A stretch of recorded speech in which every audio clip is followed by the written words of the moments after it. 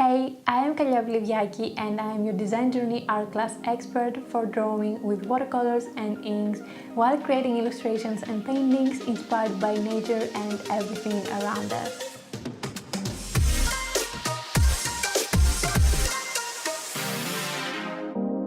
In this session number 2, we are moving forward together and getting into more depth on how to create ink illustrations using the STAEDTLER pigment liners, and we're going to learn how to create line shading and also focus more on our sketching speed, line width and variations to create depth. And finally, we're going to have fun and actually add a metallic touch to our final challenge and give a contrasting element to our painting.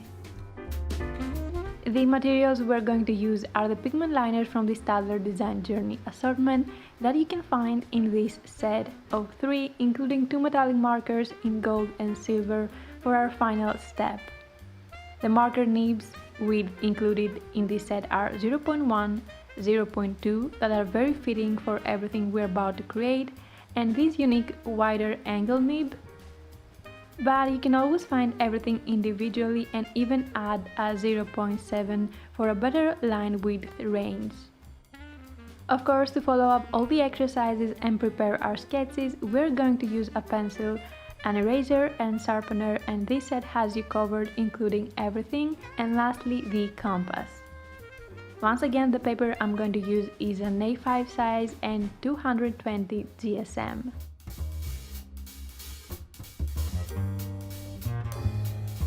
Creating line shading with pigment liners first of all starts on how you hold your ink pen. You need to have a slight angle and have a soft grip that will allow you to move your fingers quickly and freely. Most of the work is done by the hand and not the wrist in order to concentrate your line in the desired area. Now, the bigger the tilt of the pen is, the less ink the liner will leave on the paper, since the tip of the nib is not touching as much, not letting the ink flow.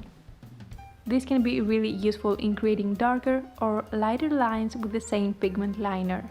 The darkest being when we hold the pen vertically and the whole width of the nib can touch the paper, and the lighter thinnest when we use tilt.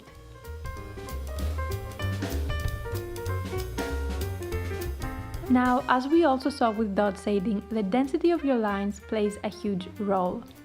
The more close together the lines are, the darker the result, so we have a darker suggestion of shadows and less light. Creating these value boxes once more helps us understand what we can do with our lines and test out what we like in a smaller scale before we start on our illustrations. It's always nice to do some warm-up and get your flow going. Also, it's quite important to mention that this time being consistent in density is not something we're looking for. Actually, the variation of darker spots and then lighter and changing between them will give extra texture and detail and make the illustration even more beautiful. Especially when we are drawing nature motifs, this technique increases the more natural look and gives movement to our subject.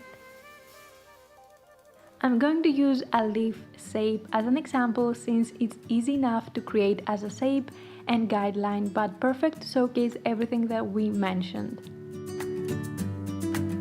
Sometimes not even finishing our lines and being fast enough for the pen to just start strong but then leave the paper softly and create a beautiful gradient line. One more element that I think always works great with this technique is having a strong outline of the shaded area. Quick shading lines can sometimes have a messy border since we can't always control perfectly our placement. So having a smooth line work of our illustration can work as a border to have a cleaner end result. It's always nicer, in my opinion, to use a bigger nib width from what you're using for shading to create contrast. In this case, you don't have to rush your work, take your time and use the nib pen to its fullest width by holding it more vertically so you can have a beautiful dark consistent line. The pigment liners from STAEDTLER Design Journey assortment are perfect since they can hold their nib body firmly and they have so many width variations that you can find exactly what you're looking for. Also, the ink flows great every time, having no trust issues, delivering always super dark, smudge and waterproof lines.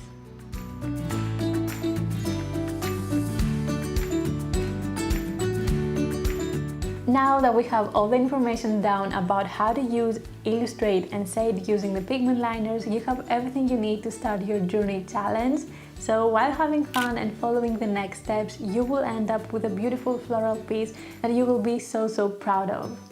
To start our drawing and to make sure it is easy to follow, after marking the center of the page with the symmetry ruler, I'm going to use the compass to create 2 circles as the center and placement of the base flower bodies. As you can see, I make sure my circle has a radius of 3 centimeters. I first place it on the center to mark a spot 3 centimeters as far as the radius away from the center and on the left top area. And then from the spot I marked, I draw a circle that also touches the center. Then making my radius smaller, so this time it is 2 centimeters, I then make a smaller circle inside our bigger one we just did. But make sure they are touching, it is a lot easier to see what I'm trying to explain with words. Then once again I lower my radius to 1.5 centimeters and doing exactly the same but this time on the other side, having in the end 3 circles one side, the other, and each time the smaller one is touching the previous one on the opposite side.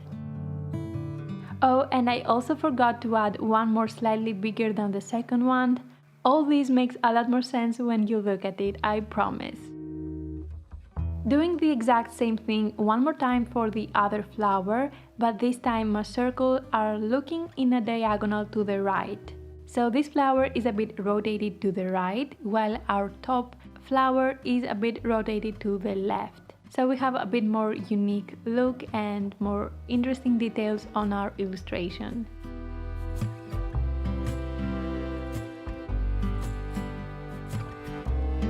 And now we are ready to start drawing the flower petals. The middle small circle is the heart of each flower. Use the size and direction of the space of each circle to guide you on the direction and size of your petals.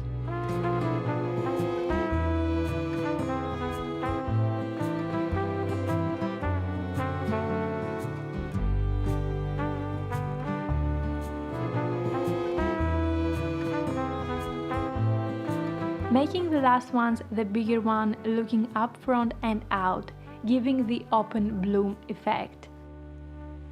Repeating on the other flower, but keeping in mind this is rotated looking on the right. Last but not least, adding leaves on the background to fill the area and connect these 2 flowers in a flowy design while also adding our metallic moon.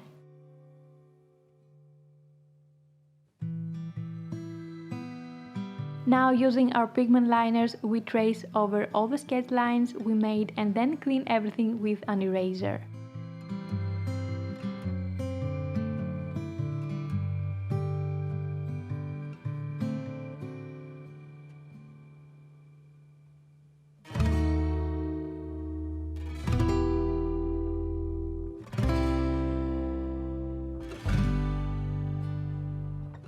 Starting to shade our flowers, I had one main thought in mind. Doing all the quick sketch line shading we saw in the technique explanation and keeping the inner petal parts darker since this is where all the petals connect to the center of the flower.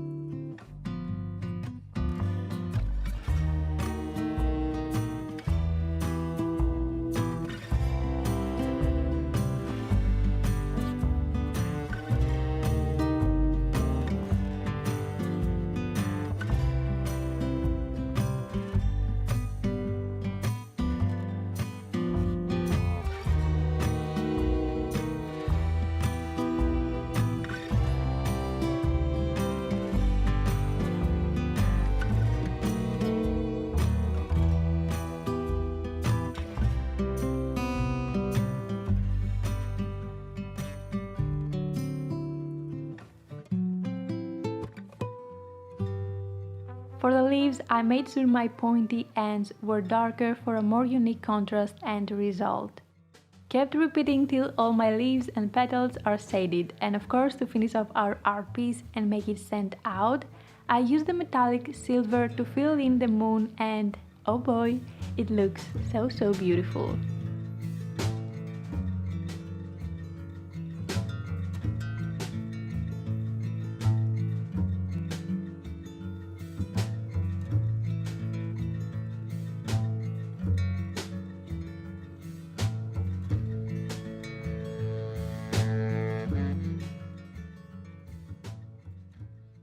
I really hope you enjoyed it as much as I did, and I would love to see your recreations and all those cool looking moons you have made, so make sure to share them with me on Instagram using the hashtag #MyDesignJourney. Thank you so much for being here and following this design journey that it is truly all about finding inspiration in nature and everything around us.